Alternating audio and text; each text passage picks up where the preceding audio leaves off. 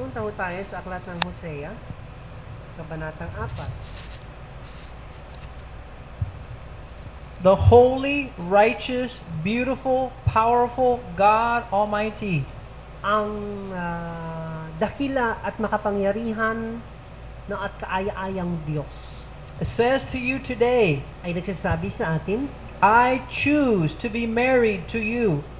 na pinili niya na mapangasawa natin siya. I commit my heart, I commit everything that I am, everything that I have, I commit it to you today. Na inilagay niya ang lahat. Kumbaga, itinalaga niya ang lahat para sa atin sa araw na ito. And I will be faithful to all of that forever and ever. At dito ay magiging tapat siya magpakailanman. Who is willing to commit to me? Sino ang handang magsuko ng kanyang buhay sa kanya? Who is willing to give me all that they are, all that they have in return? Sino ang gustong magsuko ng buo niyang buhay para sa buhay na walang hanggan? So that we can be joined together, Upang na maging kaisa ng Diyos become one, at maging isa God and man, na ang Diyos sa tao through the work of Jesus Christ and the power of the Holy Spirit. sa pamamagitan ng ginawa ni Hesukristo at ng kapangyarihan ng Banal na Espiritu. Those who are willing to say yes, Sila na nagnanais understanding what they're saying yes to, at nauunawaan nila kung ano yung kanilang sinasabi, they will come to know who I am. ay makikilala nila kung sino ang Diyos. They will come to see that I am greater than all things.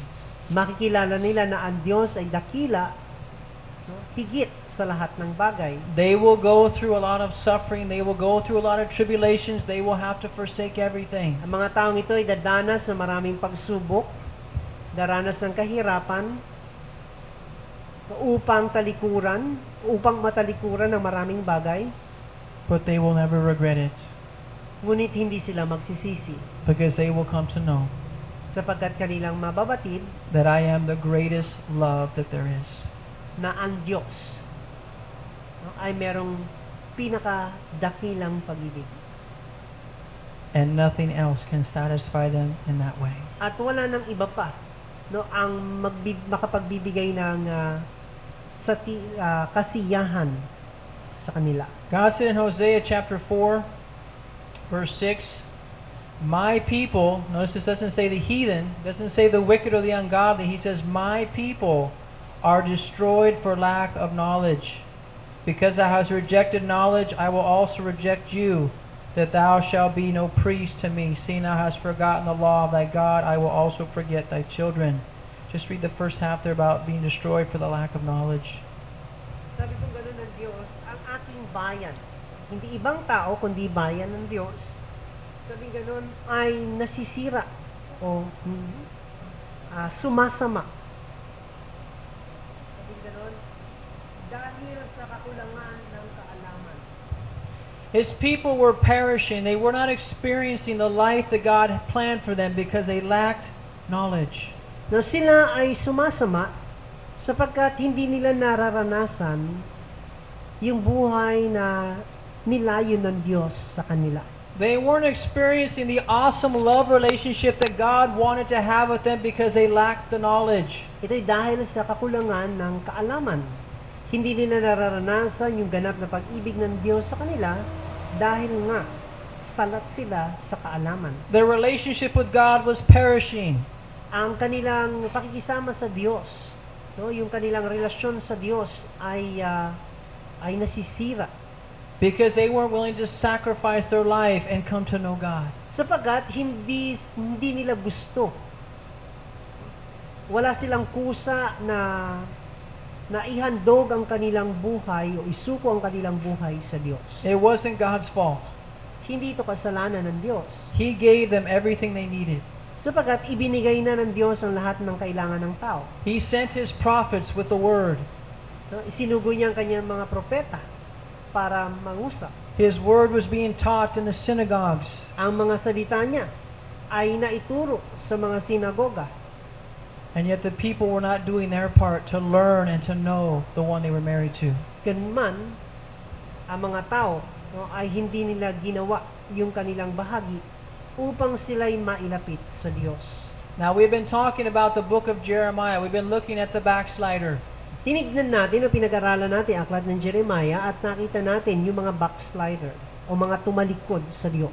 And it tells us there At sinasabi diroon that God is married to His people. na ang Diyos ay ikinasal, no, sa kanyang bayan o asawa sila ng Diyos. That's not just a New Testament teaching or a New Testament revelation. Ang bagay na ito hindi lamang sa bagong tipan, no, itinuturo. But something that God has desired from the beginning. Ngunit bagay na ninasa o ginusto ng Diyos sa pasimula pa lang To be married, to be joined to His people. upang maging asawa, no, o mapangasawa ng bayan ng Diyos. Let's go to Jeremiah 3. Jeremiah 3.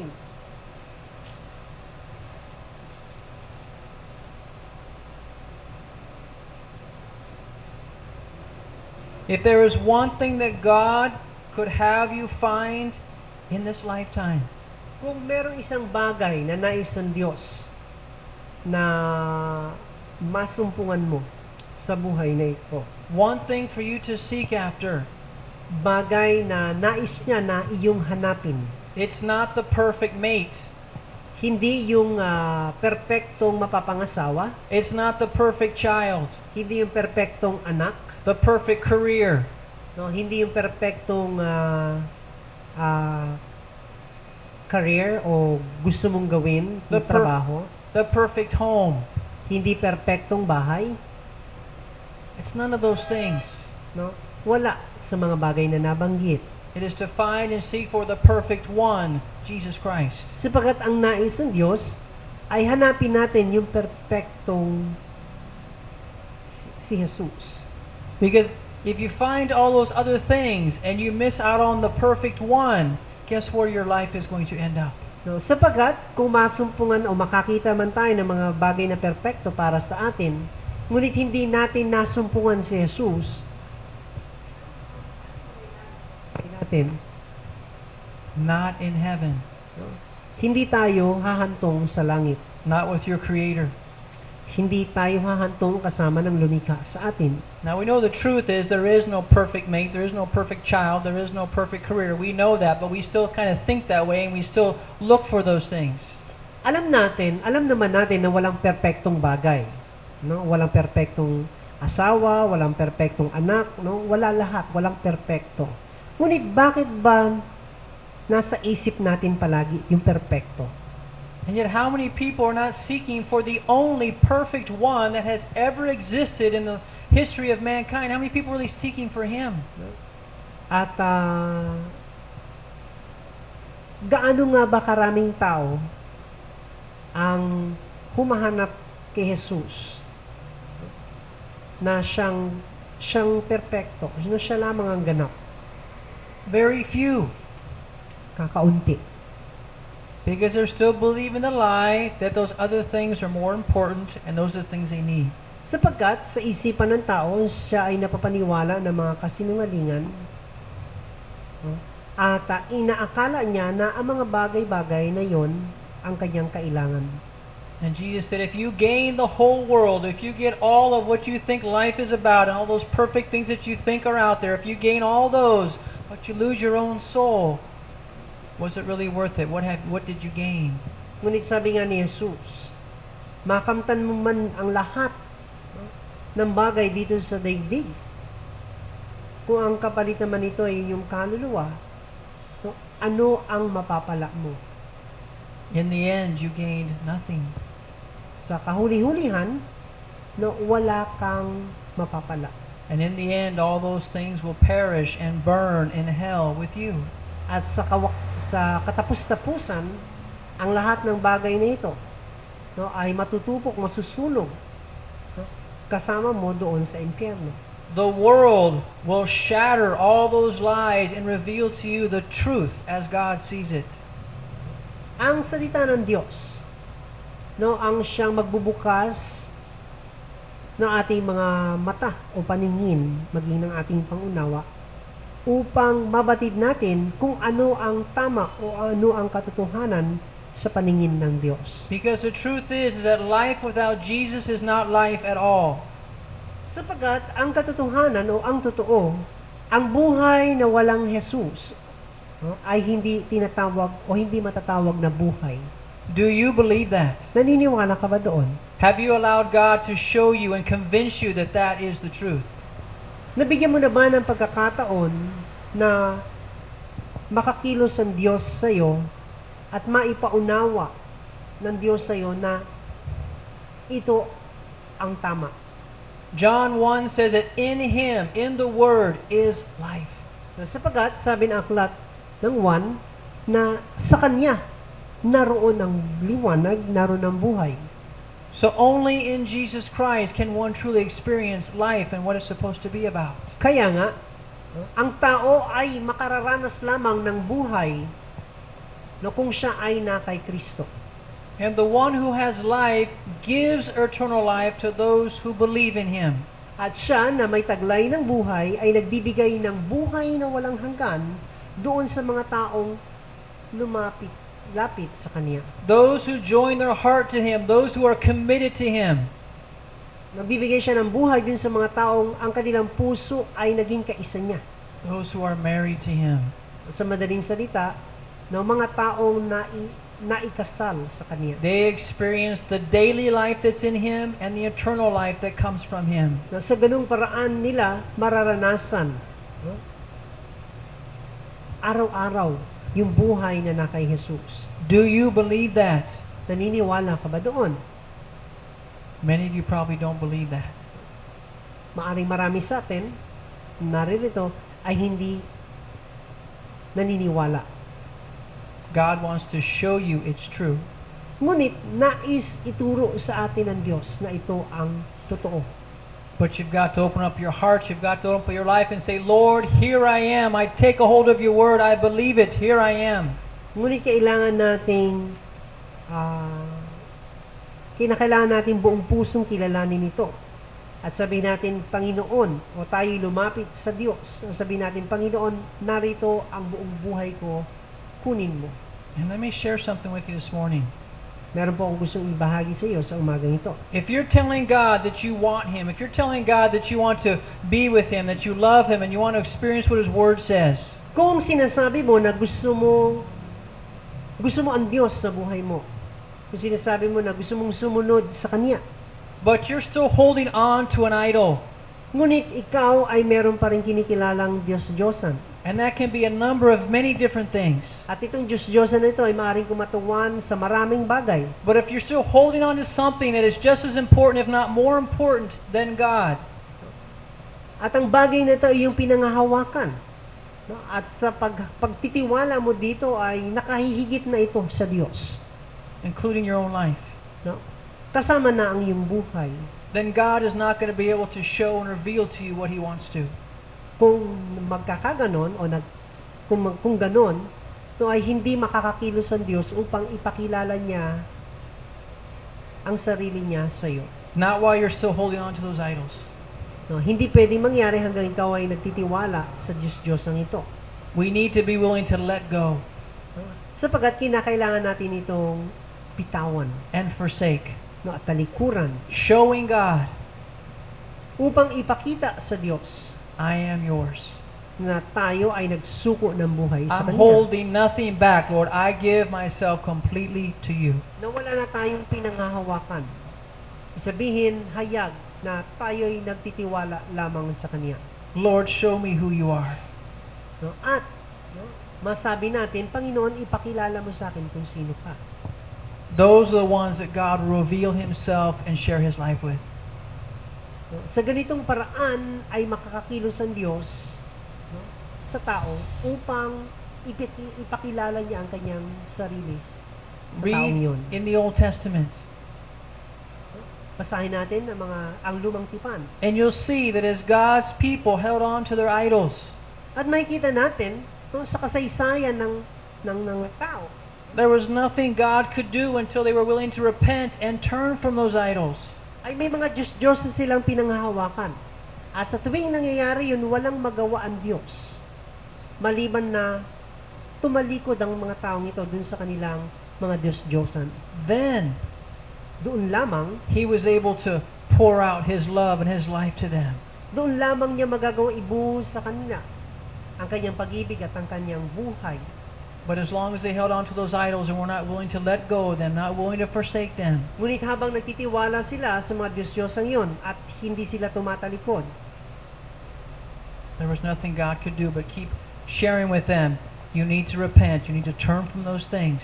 ay walang magagawa ang Diyos sa kanilang buhay maliban na magpaalala ang Diyos na kinakailangan nilang bitiwan, talikuran ang mga Diyos-Diyosang yun. Your marriage, your children can be idols. Kung ikaw ay may asawa, ikaw ay kasal, ang iyong anak ay maaaring maging Diyos-Diyosan. Anything that you place before God in your heart and your life, Anumang bagay na nauuna sa puso mo maliban sa Diyos. do we understand that? Malinaw po ba yun? We're not just talking about pieces of carved stone or wood here. Pag sinabi natin Diyos-Diyosan, hindi lamang yung mga ribultong nakagisna natin. Some of you may have gotten rid of your Santa Niños and all those idols, but you still may have some in your heart that you haven't let go of. Sapagkat maaring nabitiwan na natin yung mga ribulto natin, mga Santo Niño natin sa bahay. Ngunit sa puso natin ay meron pa rin nakatayong Diyos-Diyosan doon. And you wonder why your relationship with God isn't going where He says He wants to take you. At dahil dito, ikaw ay nagtataka sa buhay mo. Bakit hindi mo nararanasang dinadala ka ng Diyos dun sa buhay na nais niya para sa iyo? Chapter 3. Kabanatang 3. Let's read some of these things that God shares with His people that are powerful, they're convicting to the heart.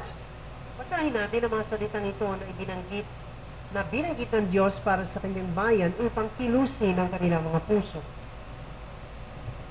Let's read verse 12. He says, Go and proclaim these words toward the north and say, Return, thou backsliding Israel, saith the Lord, and I will not cause my anger to fall upon you, for I am merciful, saith the Lord, and I will not keep anger forever. Verse 12. Ikaw ay yumaon na itaniyag mo ang mga salitang ito sa dahon sa dagat, at iyong sabihin, ikaw ay manumbalik, ikaw na tumalikod, Israel. Sabi ng Panginoon, hindi ako tingin may galit sa inyo, sapagat ako'y maawain, sabi ng Panginoon. Hindi ako mag-iingat ng galit magpakailanman. So God is crying out, Return to me, you backsliders. Tinawag ng Diyos ang mga bayang ito na tumalikod sa Kanya. Those of you who have wandered away from the covenant that we're to have with each other. Mga taong tumalikod sa Kanya mula doon sa kanilang pakikipagtipan sa Diyos. Those of you who have gone after other gods, false gods, and put your trust in them and given your love to them. Sila na mga tumalikod sa Kanya at sumamba sa mga Diyos-Diyosan at doon nila ibinigay ang kanilang pag-ibig sa Kanya. God says, Return back to me. Sabi ng Diyos, magbalik loob kayo sa akin. Because I have so much I want to give you. I want you to experience the fullness of the covenant that I've made with you. Dahil ako ay may maraming bagay na ibibigay sa inyo. Ang kabuuan ng Kanyang pangako. But it cannot and it will not happen until you return. Ngunit ito ay hindi maaaring mangyari maliban na sila'y magbalik loob. And it doesn't mean you just returning back to the house of God. At hindi ito nangangahulugan na magsisimba ka uli. There's something else. Meron pang iba pa. And this one thing is the greatest hindrance I see today in the lives of Christians. At ang bagay na ito ang siyang pinakamalaking hadlang sa buhay ng mga taong nagsasabing sila'y Kristiyano. I have seen people come back in these doors that were once here. Nakita ko, marami na akong nakita na mga taong bumabalik sa bahay ng Panginoon dito sa nakalipas na mga taon. And yet they're not here today because something has still not happened. Ganun pa man, wala sila ngayon dito sapagkat meron pa rin nangyayari sa kanila. And that is verse 13. At ito yung verse 13. Listen to these words. Pakinggan natin yung salita nito. Because if you want to be free, Sapagkat kung gusto nating mapalaya, this is how you get free. sa ganitong paraan ka mapapalaya. This is how God sets you free. Sa ganitong paraan ka palalayain ng Diyos. First, you've got to return. Una, kinakailangan kang bumalik. And then comes the hardest part At ito ang mahirap for you and I para sa atin. because of our human pride. Dahil sa ating pagiging mapagmalaki o pagiging palalo, Our stubbornness, ang katigasan natin, and our deceitful, lying hearts. no? At yung ating puso na mapandaya. And again, I tell you from experience, At sinasabi ko ito dahil sa naranasan ko. God's word is true. Ang salita ng Diyos ay totoo. You must return to the Lord. You must return to His house. Kinakailangan tayong magbalik loob sa Diyos, bumalik sa bahay ng Diyos. Verse 13.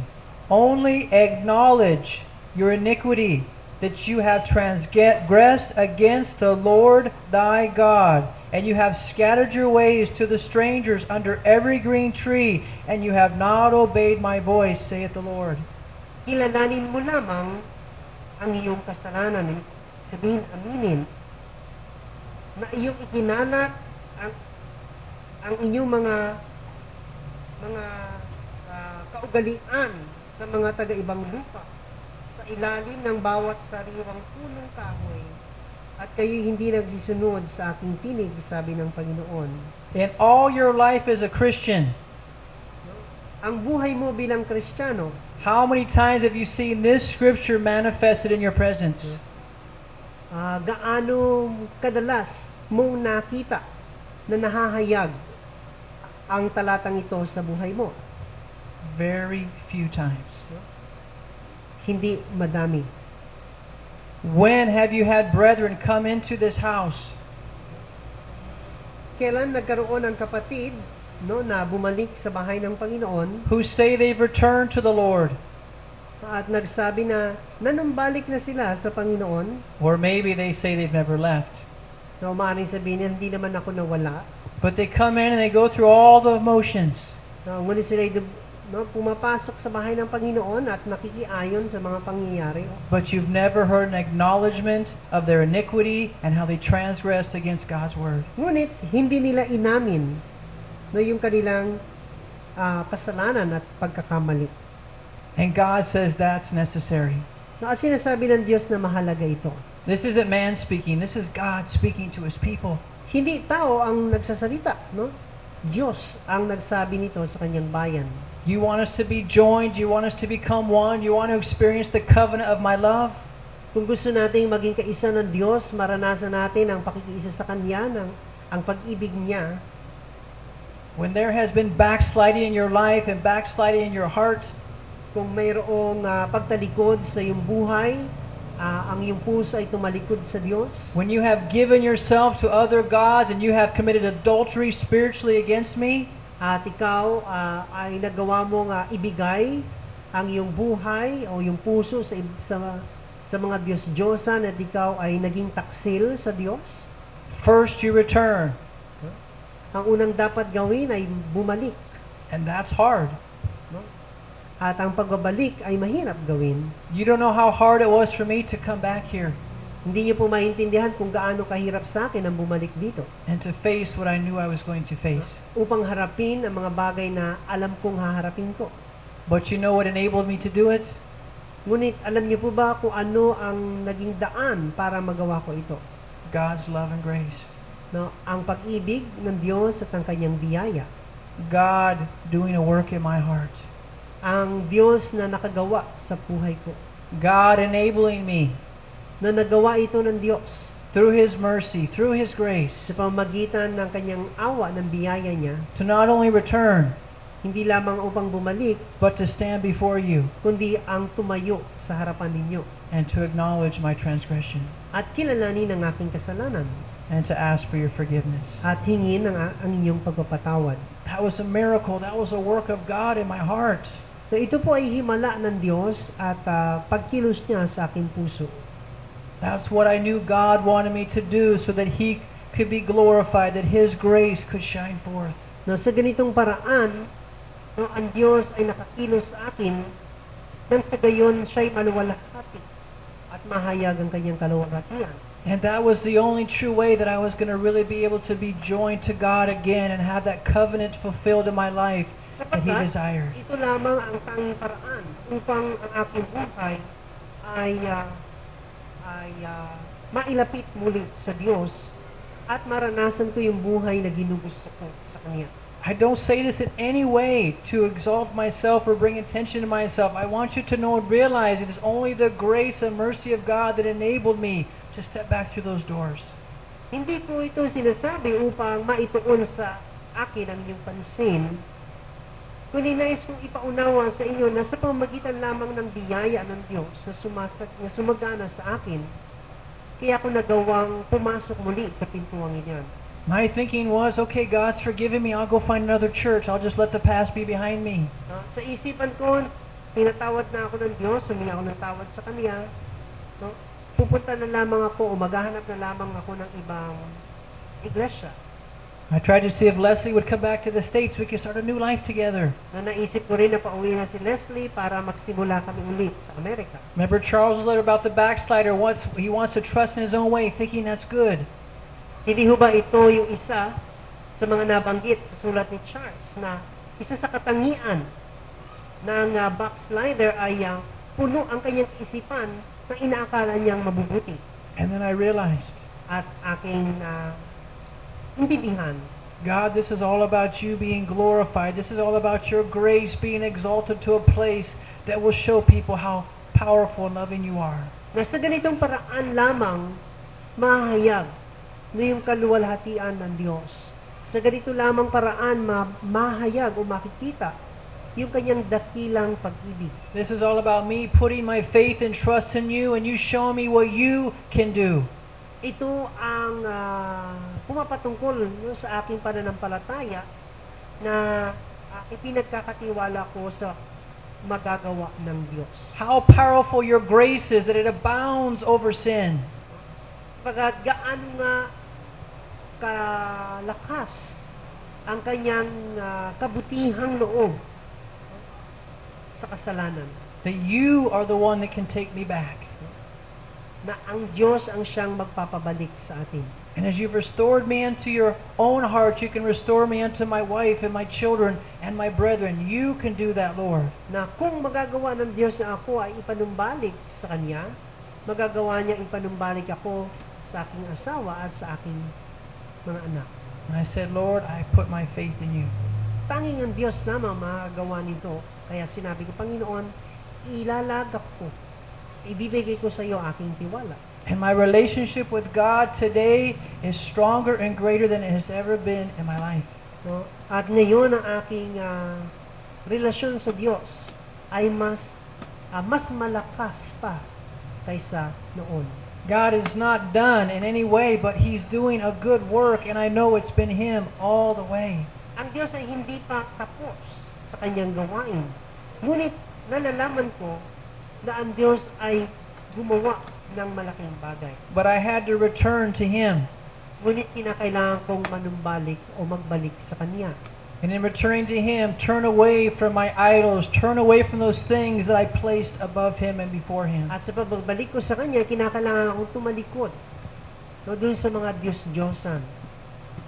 And in returning to Him, returning to my family, spiritually and naturally. At saka sa aking pagbabalik sa Diyos, binalikan ko ang aking pamilya, yung pamilyang natural at spiritual.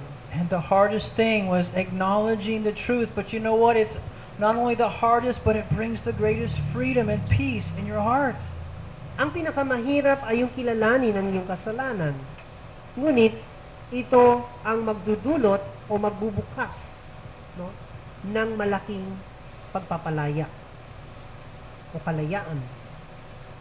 God is glorified, God is honored when a sinner turns from his way and turns to God and acknowledges Him, His way. Sapagkat ang Diyos ay napararangalan, ang Diyos ay naluluwalhati kapag merong isang makasalanan na nagbalik loob at sumunod sa kaniyang pamamaraan. But I can tell you many people that you know are not willing to acknowledge their iniquity. They're not willing to acknowledge they transgressed God's word. Ngunit, makikita natin, o masasabi ko sa iyo, na hindi maraming tao ang gumagawa nito. Na aminin o kilalanin yung kanilang kasalanan at yung nagawa nilang pagsalangsang sa Diyos. And I'm not saying that God wants us to confess every sin to each other and before each other. Hindi ko po sinasabi na ipagsabi natin sa isa't isa ay ating mga nagawang kasalanan.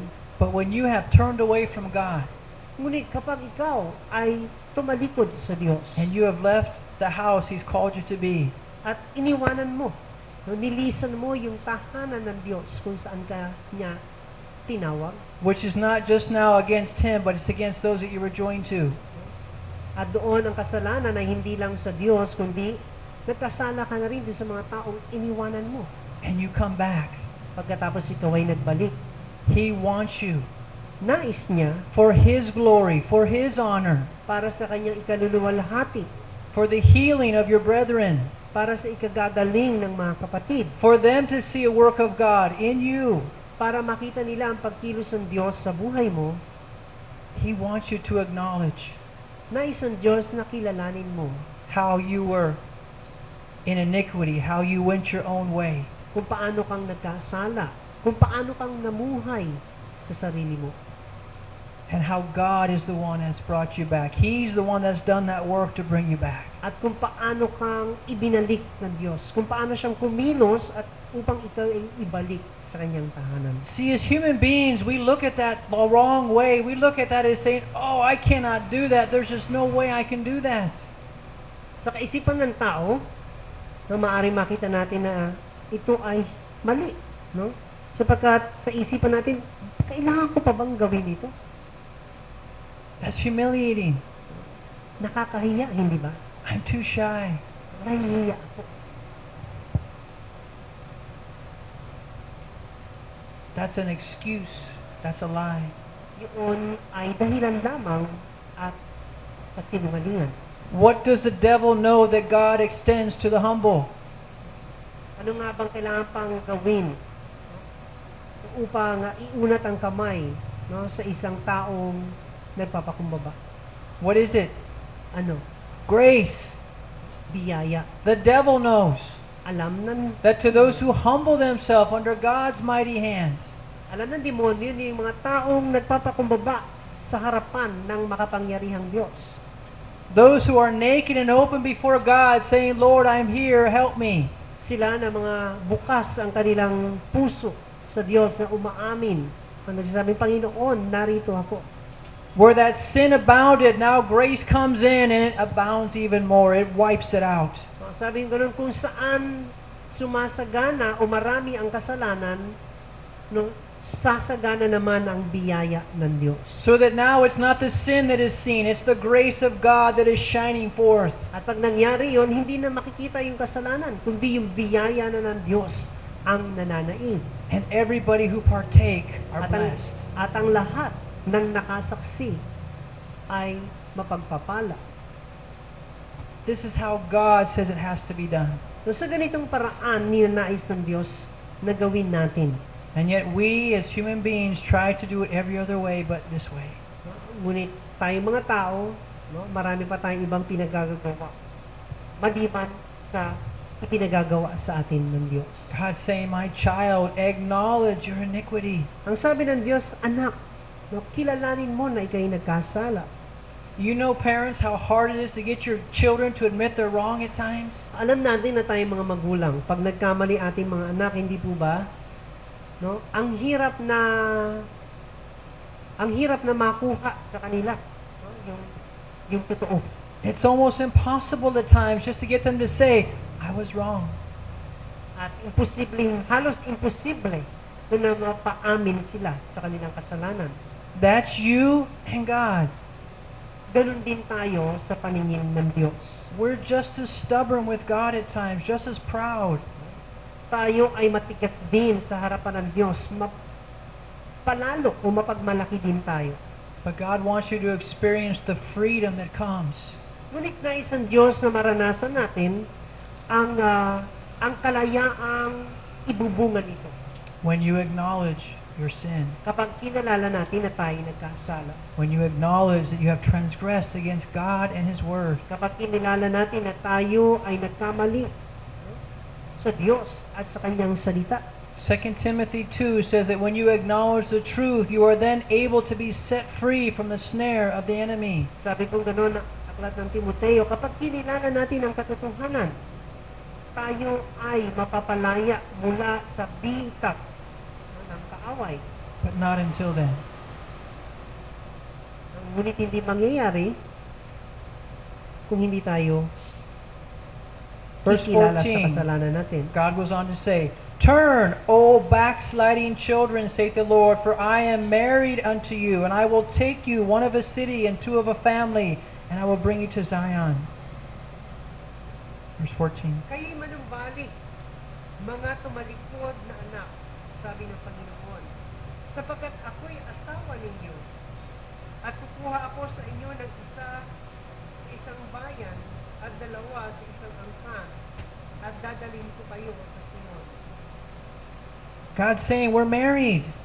Ito sinasabi ng Diyos na tayo kanyang asawa. We have a covenant. Tayo ay mayroong pakikipagtipan sa Kanya. I don't want to throw away what we have, even though it's little at this point. I don't want to throw it away. I want to show you how we can make it right, how we can be joined again. Hindi ko nais na ating napagkaisahan no ay mabaliwala. Nais kong subukan natin uli. So that my glory and my grace and my love can shine through you. Upang ang kaniyang biyaya, ang kaniyang kaluwalhatian, no ay mahayag sa buhay natin. But you've got to turn. Ngunit kinakailangan tayong tumalikod. And forsake all that stuff that you gave your heart to. At iwanan ang lahat ng bagay na hinanap natin noon. And as you acknowledge your sin and we come into agreement, we can then be together as one and walk forward together. At kapag atin itong kinilala, nagawa natin aminin ang ating kasalanan at ay magkakasundo muli, no? At makakasama natin ang Diyos muli na lumakad. We are to be God's wife. Tayo ay kinakailangan maging asawa ng Diyos. Unfortunately, Israel at this time, they were not a pleasing wife. They were a wife that brought shame to God. Sa panahong iyon, ang Israel ay hindi naging mabuting asawa sa paningin ng Diyos. Turn with me to Jeremiah 17. Jeremiah 17.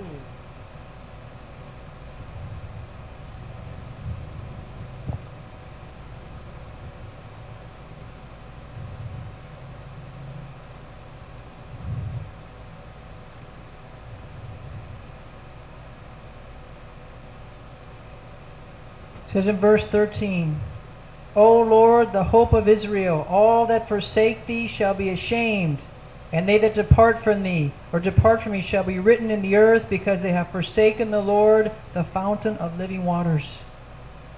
O Panginoon, na pag-asa ng Israel, lahat na nagpapabaya sa iyo ay mapapahiya.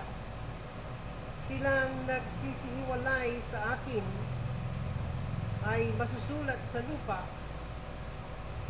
sapagkat kanilang pinabayaan ng Panginoon na bukal ng buhay ng tubig. They forsook the Lord as they went after these false idols and gods. Sapagkat tinalikuran nila ang Diyos, no, at nagsisamba sa mga Diyos-Diyosan. And they brought shame unto God, and they brought shame unto themselves. No, at dahil dito, nagdulot sila ng kahihiyan, no, sa Diyos at kahihiyan sa kanilang sarili. Chapter 22 of Jeremiah.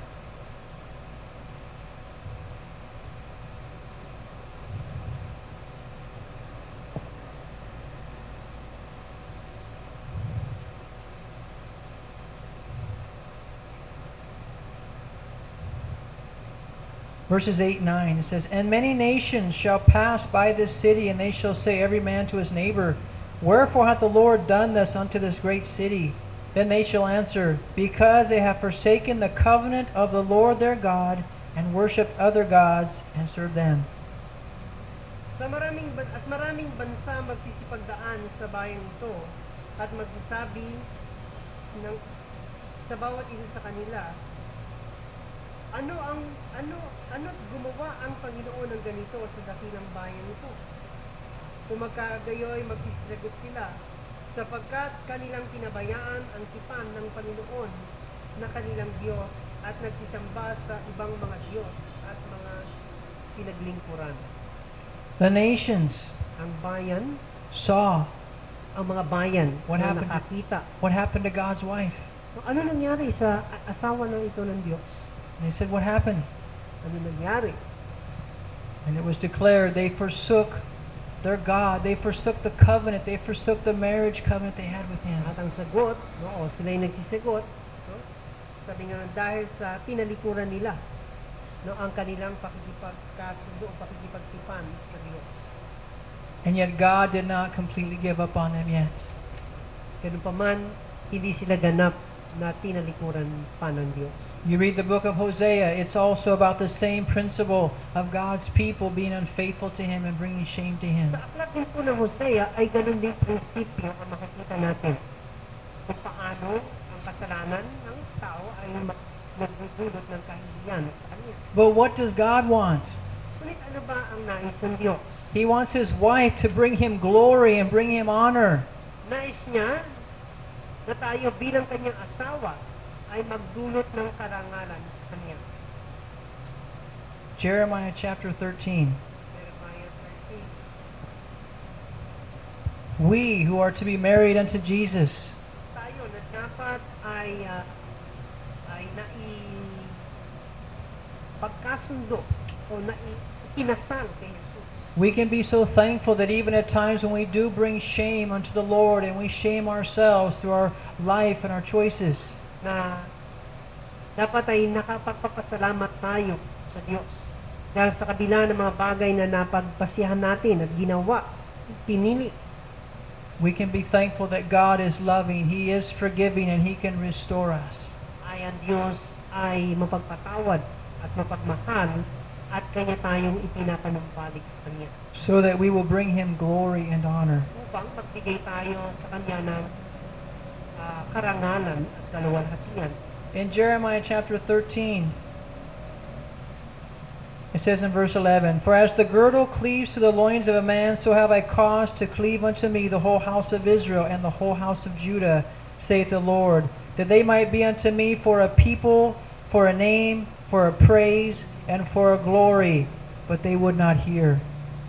Sapagkat kung papaanong ang pamigtis ay kumakapit sa mga balakang ng lalaki, gayon din pinakakapit ko sa akin ang buong sambahayan ng Israel at ang buong sambahayan ng Juda, sabi ng Panginoon, upang sila'y maging pinakabayan sa akin, pinakapangalan, at pinakapuri, at pinakaluwalhati.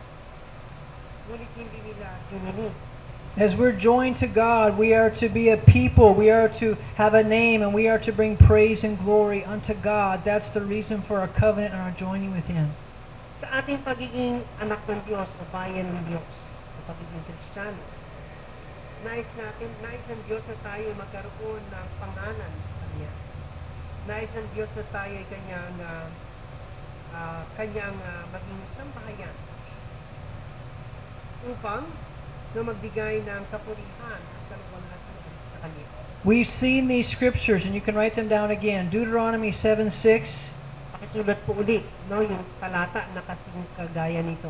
Deuteronomy 14:2, Mga talata po sa aklat ng Deuteronomy 6:4, 26:19, 22, talatang 11, 28:9, 28, and Exodus talatang 9, Exodus 19:5. Exodus 19, talatang 5. God's desire for His people as they were joined to Him and married to Him. Sa mga talatang ito ay makikita natin yung gusto ng Diyos na makita sa mga taong nailapit sa Kanya. Verse 6, For thou art a holy people unto the Lord thy God. The Lord thy God hath, chapter 7, verse 6, He has chosen you to be a special people unto Himself above all people that are upon the face of the earth. The Lord did not set His love upon you, nor choose you because you were more in number than any people, for you were the fewest of all people, but because He loved you, and because He would keep the oath which He had sworn unto your fathers, hath the Lord brought you out with a mighty hand, and redeemed you out of the house of bondmen, from the hand of Pharaoh, king of Egypt. Know therefore that the Lord thy God, He is God, the faithful God, which keeps covenant and mercy with them that love Him, and keep His commandments to 1,000 generations. We'll just read that in English, okay? Deuteronomy 7, 6 through 9. This is God's purpose for those who are married to Him. Ito po, no, ang layunin ng Diyos sa mga taong nailapit sa Kanya o naging asawa niya. Notice, we didn't choose Him. He chose us. Pansinin po natin na hindi tayo ang pumili sa Kanya, Siya ang pumili sa atin. And He's saying to us today, I choose you. I want you to be married to me. At ito ang sinasabi niya sa atin ngayon. Pinili niya tayo at ninais niya na tayo ay mapangasawa niya. Not just once a week for a few hours on Sunday. Hindi lamang isang beses sa isang linggo, no, at ilang oras kapag araw ng linggo. Every day for the rest of your life. Kundi bawat araw habang buhay. I want you to be joined to me. Nais ng Diyos na tayo ay mailapit sa Kanya. And I want to shine forth my glory through you. At nais niya na mahayag ang Kanyang kaluwalhatian sa pamamagitan natin. The New Testament says that the man's glory is his wife. Sinasabi sa Bagong Tipan na ang kaluwalhatian ng asawang lalaki ay kanyang asawang babae. The wife is to shine forth the glory of her husband. Ang babae naman ay kinakikitaan ng kaluwalhatian ng kanyang asawa. Her life is to bring praise and testimony unto her husband. Ang kanyang buhay ay nagdudulot ng pahayag at papuri, no, para sa kanyang asawa. And so the church Ganun din ang church. is to glorify Jesus, our husband. No, dapat ay maluwalhati si Jesucristo sa buhay ng iglesia. And our life is to glorify and testify of Him. No, at ang ating buhay ay magbibigay at magpapatotoo para sa Kanya. It's not about us. Hindi sa atin nakasentro. When people meet us, Kapag tayo ay nakausap ng tao, it's not about me. no, hindi yung patungkol sa buhay natin. It's not about my life. Hindi yung patungkol sa buhay natin. It's about Jesus, who I'm joined to. Kundi patungkol kay Jesus, kung saan tayo ay naiugpong sa Kanya. I'm one with Him. He's my head. It's all about Him. No, sapagkat tayo ay kaisa ni Jesus at Siya ang ating ulo. No? Kaya ang lahat, si Jesus ang sentro. My life is all about glorifying Him. No, sapagkat ang buhay natin, no, ay dapat nahayag ang kaluwalhatian ng Diyos. There's a lot to meditate and think about that. No, maraming pa ang pwede nating isipan at pagbulay-bulayan patungkol dito. We all are as a woman unto Jesus. No, tayong lahat ay kagaya ng isang babae sa harapan ni Jesus. We are all a wife unto Jesus and need to glorify Him. Tayong lahat, no, ay babaeng ikakasal kay Jesus at kinakailangan nating luwalhatiin siya sa buhay natin. Titus chapter 2, let's look at the New Testament. Titus 2.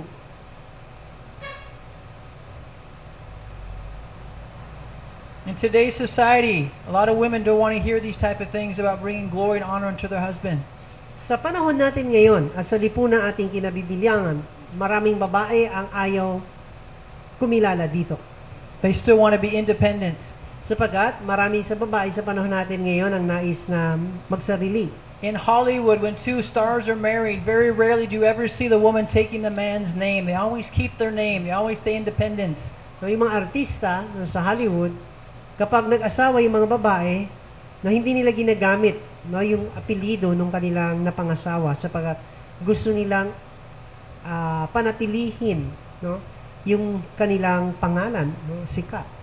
But we see something different in the Bible. We see God's heart and desire for marriage much different than the world's. Ngunit, no, sa Biblia makikita natin ang ninanais ng Diyos, no, para sa mag-asawa, no, kaiba, no, sa sinasabi ng sanlibutan. And in the eyes of God, At sa paningin ng Diyos, it's a woman who loses her life no, sa paningin ng Diyos, yung babae ang nawawalan o namamatay sa kanyang sarili and is joined to her husband, at siya ay maiuugpong sa kanyang anak, asawa. joined to his purpose that God has for him in his life. Ang kanyang buhay ay magiging kalakip, no, nung layunin nung lalaki sa kanyang buhay. Loses her life to be joined to him and now glorifies him as she serves Jesus Christ. At siya ay mamamatay, no, sa kanyang sarili, kumbaga, no, at kanyang luluwalhatiin si Jesus o kikilalanin niya si Jesus sa kanyang buhay. First, obviously, she's to glorify Jesus. Amen? Kinakailangan niyang luwalhatiin si Jesus. But there is to be an honoring of the husband. No? Ngunit sa kabila nun ay merong pagkilala, no, ng asawa.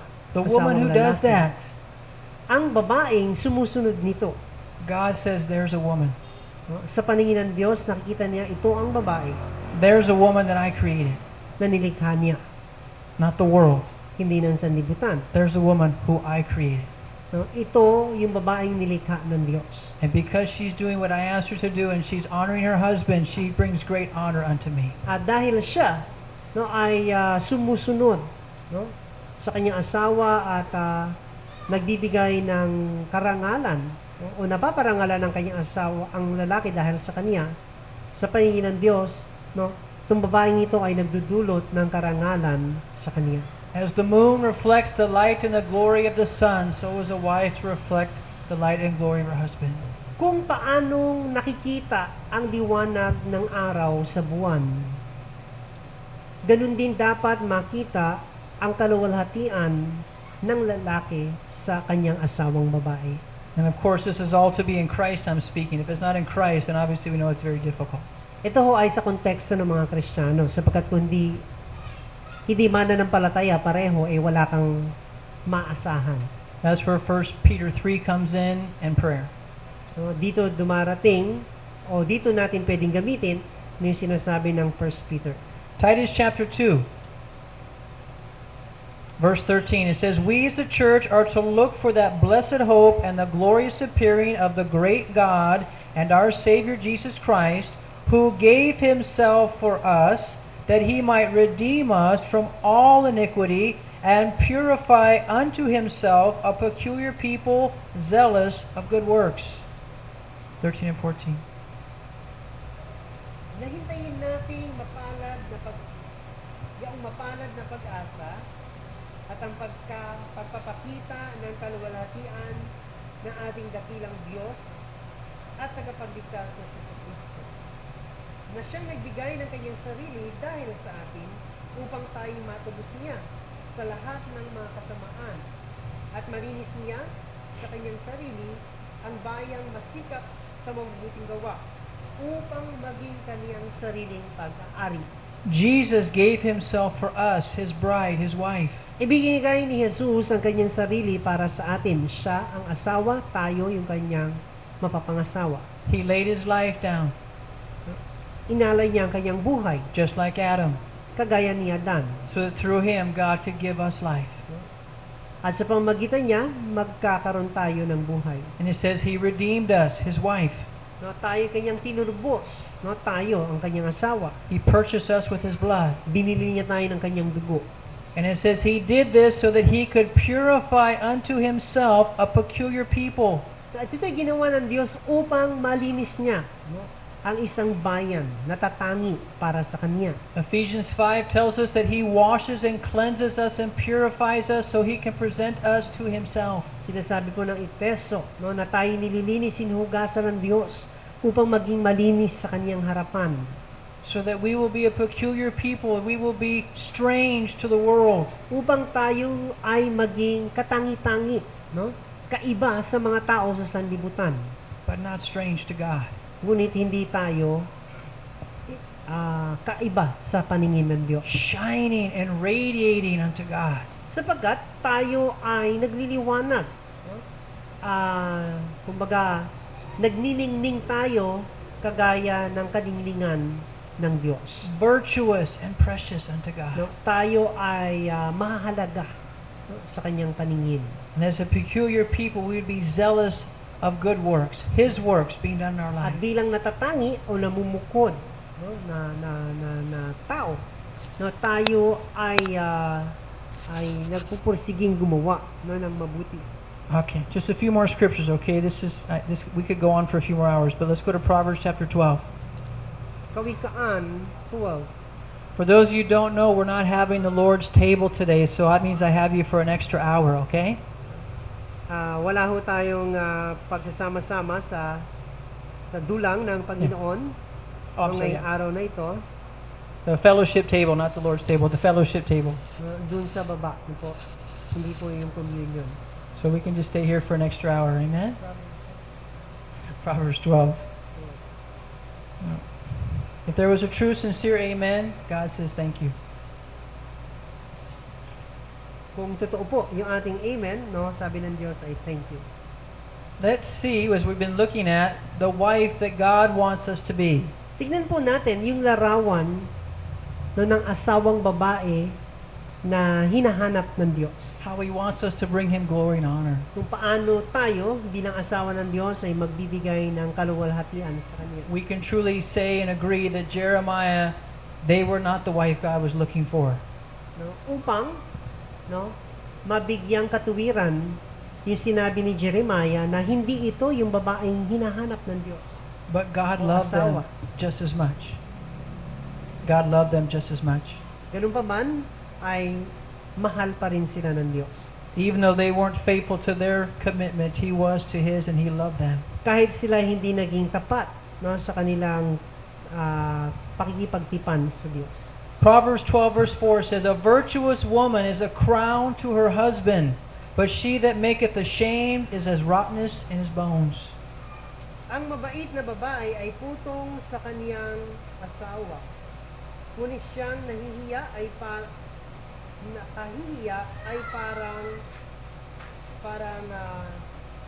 kabulukan sa kanyang mga buto. We, the church, Tayo na church, are to be this virtuous woman. kinakailangan tayo maging kagaya ng babaeng ito. This is God's desire. Ito ang nais ng Diyos. This is the work that God's doing in us to wash us and to cleanse us and to purify us. Ito yung pagkilos ng Diyos na nais niyang mahayag sa atin.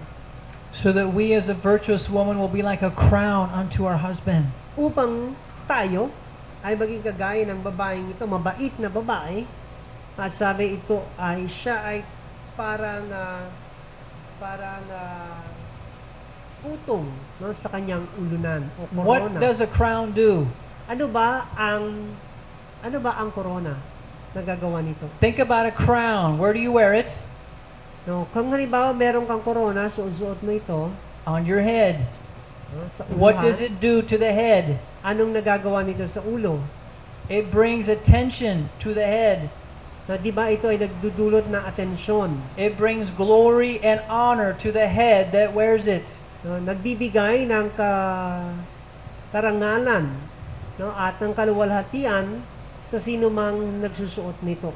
We, the church, are to be as a crown on the head of Jesus. We are to bring attention to Him, the head.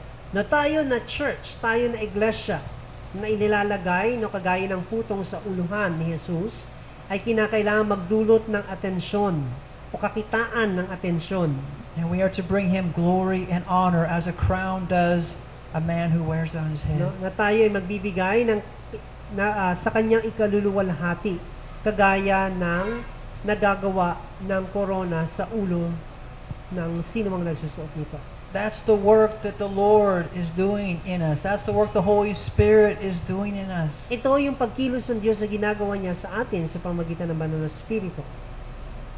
But He says, but the woman who makes ashamed is as rottenness in his bones. Ngunit, siyang nakakahiya ay parang kabulukan sa kanyang buto. This was the woman in Jeremiah. This was the church in Jeremiah. Ito po, no, yung babae doon sa Jeremiah, yung church, no, sa Jeremiah. This can be us. Maaring maging tayo din ito. That we can be ashamed unto Lord and be as rottenness in his bones. No, na ang ating buhay ay nakapagdudulot ng kahihiyan sa Kanya, no, at nagpapabulok ng buto. But even in that place, there's still hope. Ngunit ganun pa man, no, mayroon pa rin tayong pag-asa. We can still turn back to Lord. We can still acknowledge our sin. He can heal us and we can be restored. Sapagkat pwede pa tayong lumapit, magbalik loob sa Diyos. Pwede nating kilalanin ang ating kasalanan at tumalikod dito. Pagkatapos tayo ay papanumbalikin ng Diyos. He said in Jeremiah 3:22 that He would heal their backsliding if they would come back to Him. Sabi po ganoon, pagagalingin ng Diyos ang puso ng mga taong tumalikod sa Kanya kung sila'y magbabalik. It was a promise. Ito'y pangako. Proverbs chapter 31. We, the church, are to be a virtuous woman and we are to be a crown of glory upon the head of Jesus. Tayo na church na tinatawag ay kinakailangan maging babaeng mabait na nagbibigay ng kaluwalhatian sa Kanya. And we do that by our life not being our own anymore, but now being His, and everything we do, everything we are is for Him. No, at ito'y mangyayari, no, kung ating buhay ay hindi na nasa sa atin, kundi sa buhay natin, no, ay pipiliin natin magbigay ng karangalan at kaluwalhatian sa Kanya. Proverbs 31 verse 10 says, "Who can find a virtuous woman? For her price is far above rubies." Verse 10. Ang isang mabait na babae, sino ang makakasumpong? Sapagat ang kanyang halaga ay higit na makapupo kaysa mga rubi. God is looking for a virtuous woman. Ang Diyos ay naghahanap, no, sa mabait na babae. God says, nothing in this earth is greater in value than a virtuous woman. No, at sabi nga nung walang maituturing sa Kanya. It says in verse 23, her husband is known in the gates when he sits among the elders of the land.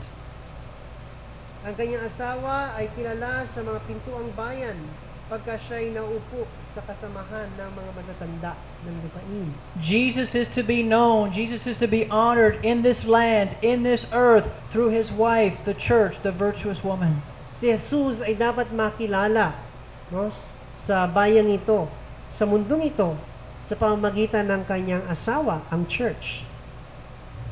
Do we realize that? Naiintindihan ba natin ito? Are we taking our role as His wife as serious as we should be?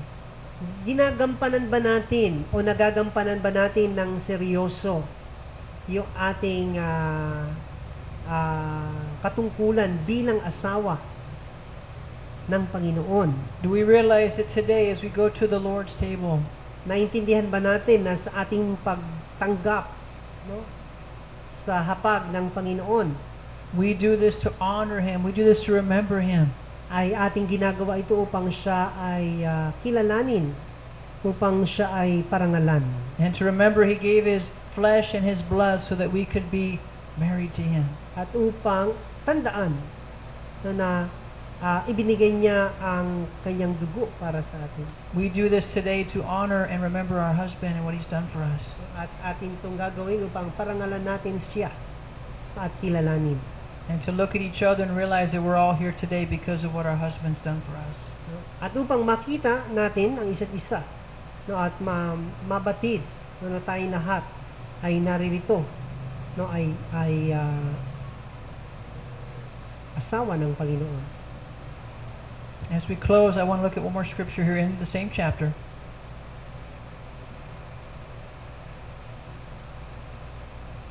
It says in verse 20, the virtuous woman, the one who brings honor unto her husband, she stretches out her hand to the poor, yea, she reaches forth her hands to the needy.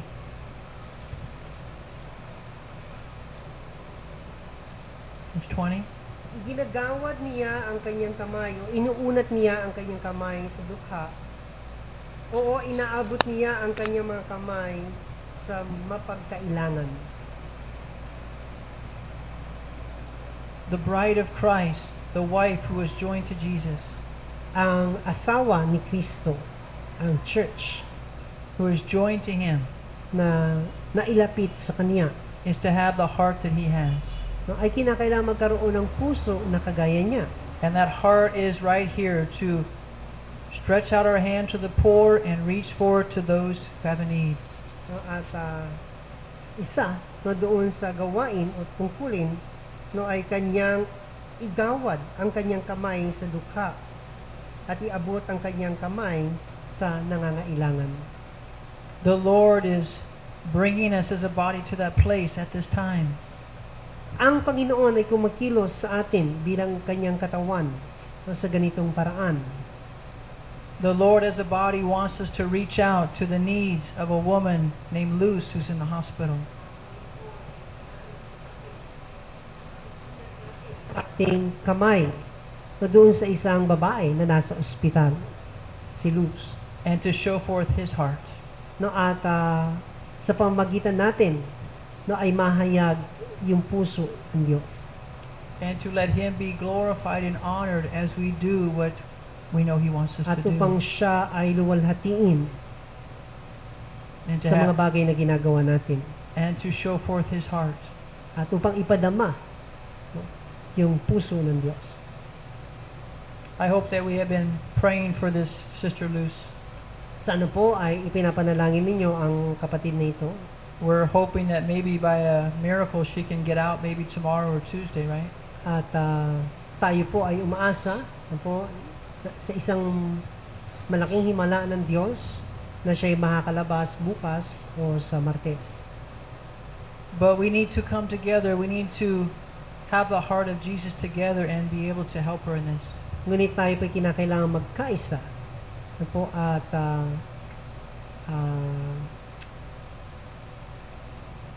para makatagpo natin yung kapangangailangan. And I pray that Brother Greg sent out a text to all of you over the weekend. At kagaya po nung na-send na text message sa inyo, That you received it and that you have been having your thoughts and your prayers. ay sana po ay tinanggap ninyo ito at inyong inilagay sa inyong isipan. That we need to take another offering for her today to help her to get out of the hospital. At tayo po muli ay kukuha ng offering para sa kanya upang mailabas natin siya sa ospital. And it doesn't matter if we know her or we don't know her. At hindi nang mahalaga kung kilala natin siya o hindi. The question is what would Jesus ask us as His wife to do in representation of Him? Sapagkat ang tanong ay ano ang inaasahan sa atin ng Diyos bilang kanyang asawa no, at kanyang kinatawan. And if we find a resistance to that, At kung tayo ay mayroong problema, then guess what?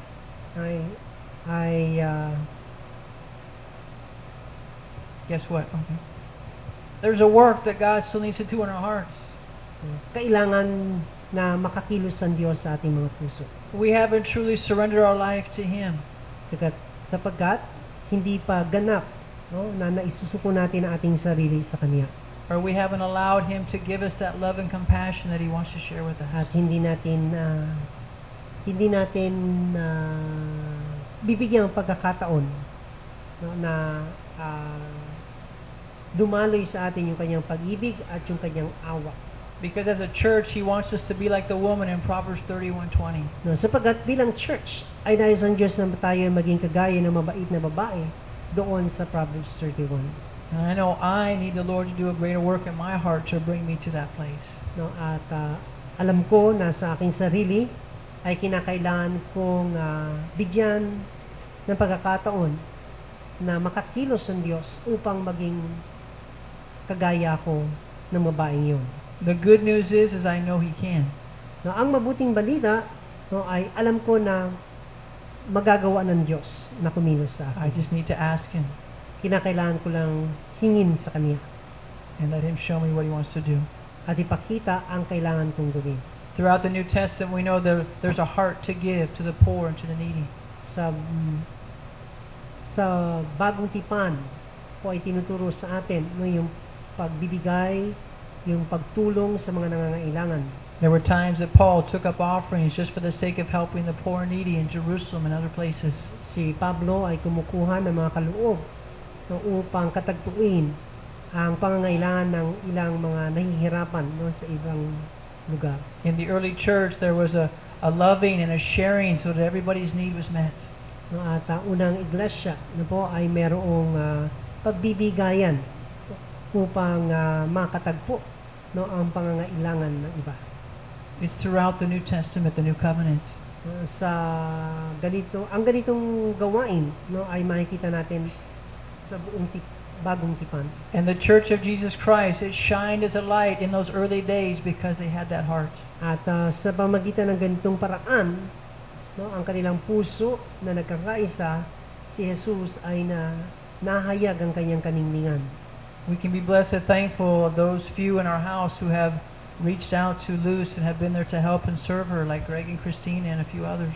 No, at sa atin po ay isang pagpapala no, ang pagtulong kay Luz na nagagawa ng mga kapatid. But let us all be sensitive together on how we can do that together as a body. Ngunit hayaan natin na gawin natin itong lahat no, bilang katawan ni Kristo. And as we go to the Lord's table, let us remember that He has that heart for us. Sa pagtanggap din natin ng komunyon ay mabatid natin na ganito ang gusto ng Diyos para sa atin. We were the poor and the needy when He found us and saved us. Sapagkat nung tayo ay nangangailangan, ibinuhos siya ang tulong sa atin. And He's still reaching out to us every day, amen? At patuloy na inaabot tayo ng Diyos sa bawat araw. So let's first go to the Lord's table and just be thankful for how He has joined us together to be married unto Him. At tayo po'y dumako sa pagtanggap ng komunyon at tayo po'y magpasalamat sa ginawang pagkilos ng Diyos sa atin. And then we will have that time today that we can give to our sister Luz. At tayo po ay magkaroon ng bukas puso sa pagkakaloob. Heavenly Father, we just pray and we ask you today Ama naming Diyos, kami po'y namanalangin, nagpapasalamat sa iyo that your word will work in our hearts. na ang iyong salita ay kumilos sa aming mga puso. And we pray, O Lord, Aming dalangin, Panginoon, that we here at New Covenant, na kami rito sa New Covenant, your church, ang iyong church, that we would be married and joined to Jesus Christ. ay maging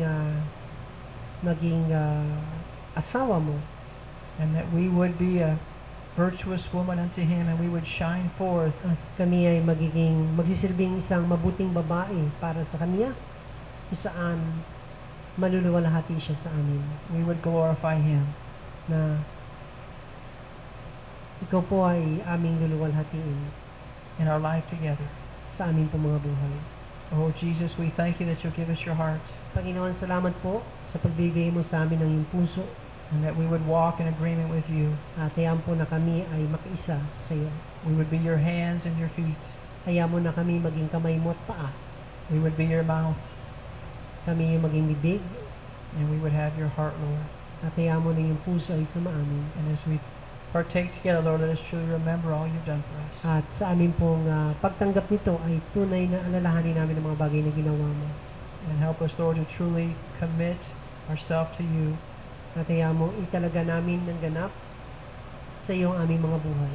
With all of our hearts and with all of our life. Ng buong puso